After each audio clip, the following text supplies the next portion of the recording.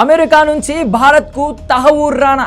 మోడీ దౌత్యంతో అప్పగింతకు Trump green signal. పాకిస్తాన్కు చెందిన తహవూర్ రానా 26/11 ముంబై దాడుల్లో కీలక సూత్రధారి.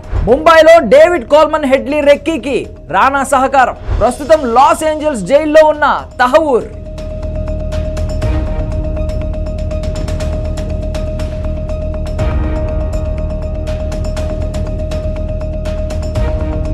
భారత్లో ఎక్కడ చూసినా ఇప్పుడు ఒకటే టాపిక్. అమెరికా అధ్యక్షుడు డొనాల్డ్ ట్రంప్ చెప్పిన ప్రమాదకరమైన వ్యక్తి ఎవరు అని.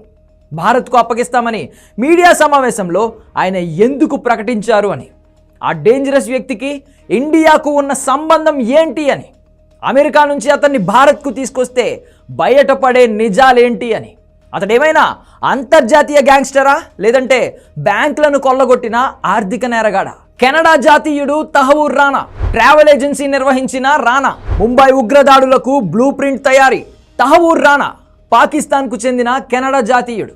26/11 ముంబై దాడుల్లో కీలక సూత్రధారి. దాడులకు ముందు ట్రావెల్ ఏజెన్సీ నిర్వహించాడు. అదే సమయంలో 26/11 దాడులకు మాస్టర్ మైండ్గా భావిస్తున్న డేవిడ్ కోల్మన్ హెడ్లీ పరిచయం అయ్యాడు.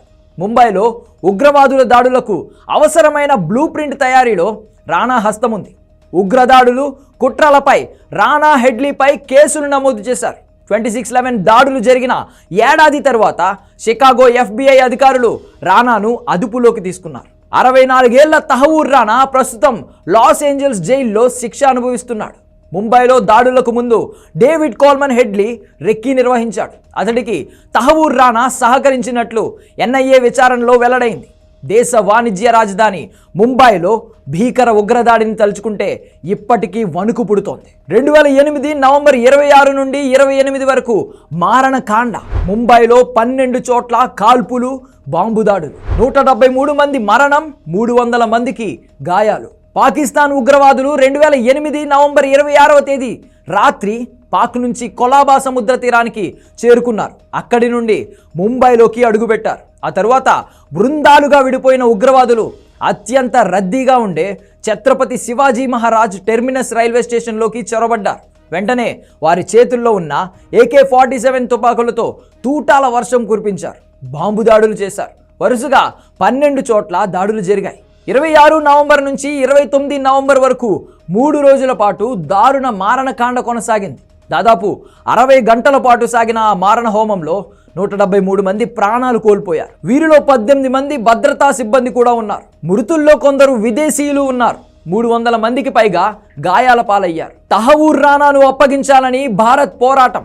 భారత్కు అప్పగింతపై పలు ఫెడరల్స్ను ఆశ్రయించిన రానాకు వ్యతిరేకంగా అమెరికా ప్రభుత్వం పిటిషన్. 26/11 దాడుల్లో కీలక సూత్రధారిగా ఉన్న తహవూర్ రానా లాస్ ఏంజల్స్ జైల్లో ఉన్నాడు. అతడిని తమకు అప్పగించాలంటూ కొంతకాలంగా Bharat పోరాడుతోంది.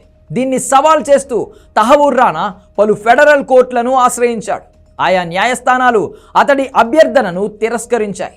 San ఫ్రాన్సిస్కోలో US court of అపీల్లోనూ చుక్కెదురైంది అతనికి. దీంతో చివరి ప్రయత్నంగా గత ఏడాది నవంబర్ 13న అమెరికా సుప్రీంకోర్టులో రిట్ పిటిషన్ వేశాడు. దీన్ని కొట్టివేయాలని అమెరికా ప్రభుత్వం న్యాయస్థానానికి విజ్ఞప్తి చేసింది. 20 పేజీల అఫిడవిట్ను దాఖలు చేసింది. పరిశీలించిన సుప్రీంకోర్టు తహవూర్ రానా అభ్యర్థనను తిరస్కరించింది. దీంతో అతడిని భారత్కు అప్పగించేందుకు మార్గం సుగమమైంది. ప్రధాని మోడీతో భేటీ తరువాత తహవూర్ రానా అప్పగింతపై ట్రంప్ ప్రకటన చేశారు. దీంతో మరికొన్ని నెలల్లోనే అతడిని భారత్కు అప్పగించే అవకాశాలున్నాయి. తహవూర్ రానాను భారత్కు తీసుకొస్తే ముంబై దాడుల్లో పాకిస్తాన్ ప్రమేయాన్ని దర్యాప్తు సంస్థలు తేల్చేందుకు వీలవుతుందని నిపుణులు చెబుతున్నారు.